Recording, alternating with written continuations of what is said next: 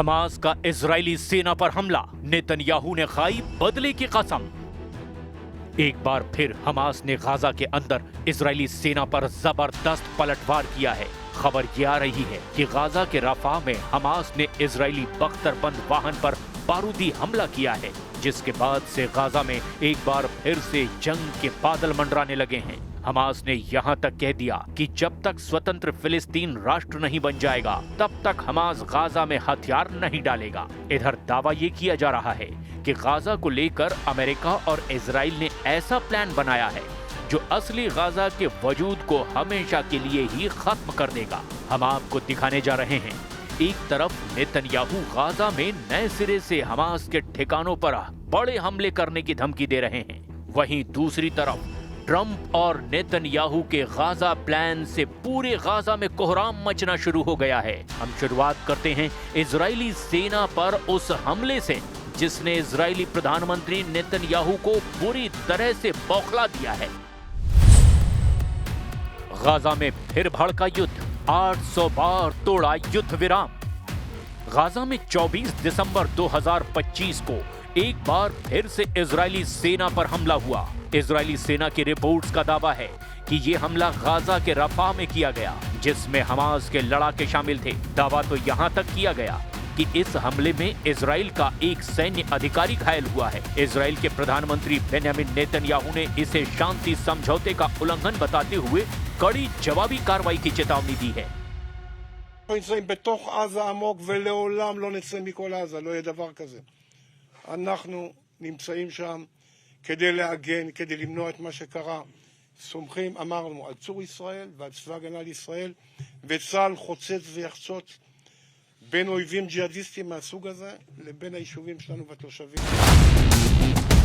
10 अक्टूबर 2025 को गाजा में हमास और इजराइल के बीच युद्ध विराम हुआ था। युद्ध विराम के बाद भी गाजा में खूनी झड़पें और हमले कम होने का नाम नहीं ले रहे हैं। लगभग 2 साल से चल रही जंग भले ही रुक गई, लेकिन सीज फायर की आड़ में अभी भी हमास लड़ाके और इजरायली सैनिक एक दूसरे पर हमले कर रहे हैं।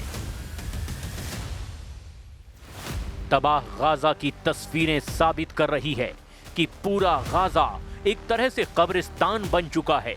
एक एक रोटी और पानी की बूंद के लिए तरसते हजारों फिलिस्तीनियों को एहसास हो चुका है कि अब उनका मुकद्दर अमेरिका और इजराइल के रहमो करम पर ही है। गाजा में 90% इमारतें तबाह हो चुकी हैं, लेकिन उसके बावजूद हमास के तेवर जरा भी ढीले नहीं पड़े हैं। हमास इजराइल के बीच हुई सीज फायर में कुछ शर्तें ऐसी है जिन्हें मानने से हमास ने साफ इनकार कर दिया है। हमास ने एक तरह से ट्रंप और नेतन्याहू को खुला चैलेंज दिया है। 10 अक्टूबर 2025 को हुए समझौते के बाद से इजराइल ने 800 से ज्यादा बार युद्ध विराम का उल्लंघन किया, जबकि इजराइल का दावा है कि वो अपनी रक्षा के लिए हमले कर रहा है। गाजा में 25 दिसंबर 2025 तक कुल मौतों की संख्या लगभग 70,942 है, जबकि घायलों की संख्या 1,71,195 से ज्यादा है। अक्टूबर 2025 में सीज फायर लागू होने के बाद भी लगभग 400 से ज्यादा मौतें दर्ज की गई हैं। בעזרת השם בבוא העת גם בצפון עזה נקים גרעיני נחל במקום היישובים שנעקרו. נעשה את זה בדרך נכונה, בעיתוי המתאים. יש כאלה שמפגינים, זה בסדר, אבל אנחנו שרים, אנחנו צריכים באופן... गाजा की ताजा तस्वीरों में साफ देखा जा सकता है कि गाजा पहले इजराइल के भीषण हमलों से बर्बाद हुआ और फिर गाजा में भारी बारिश, प्रचंड ठंड ने हालात और ज्यादा खराब कर दिए हैं। इधर इजराइल और अमेरिका ने मिलकर के पूरे गाजा का वजूद ही खत्म करने का प्लान बना लिया है, जिस पर 10 लाख करोड़ रुपए खर्च किए जाएंगे। 10 लाख करोड़ से गाजा बनेगा ट्रंप गाजा।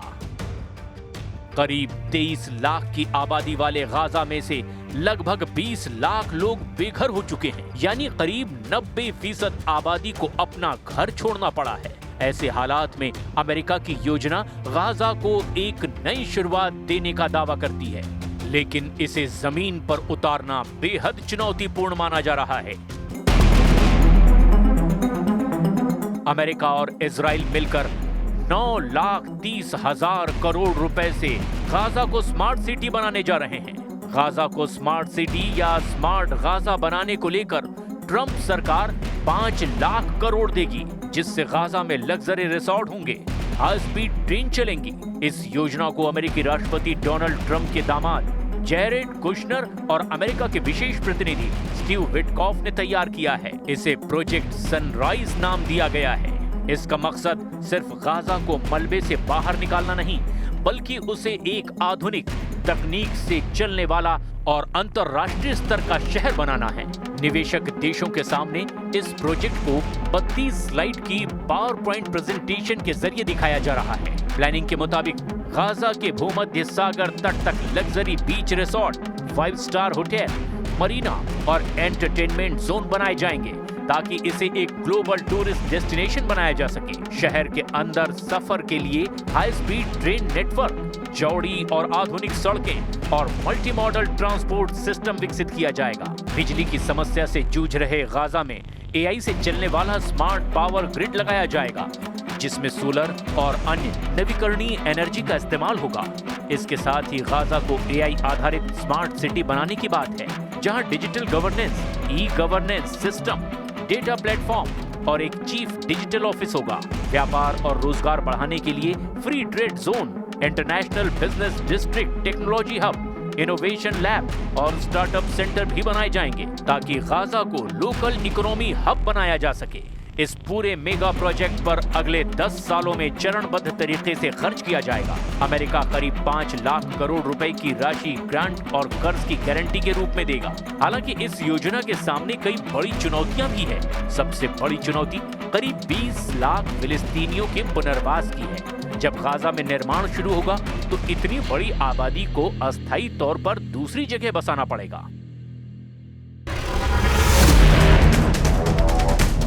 अब सवाल उठता है कि अगर गाजा में अभी भी हमास का वजूद मौजूद है और वो 2 साल बाद भी इजरायली सेना पर हमला कर रहा है, तो फिर अमेरिका और इजराइल गाजा को स्मार्ट सिटी या स्मार्ट गाजा कैसे बनाएंगे?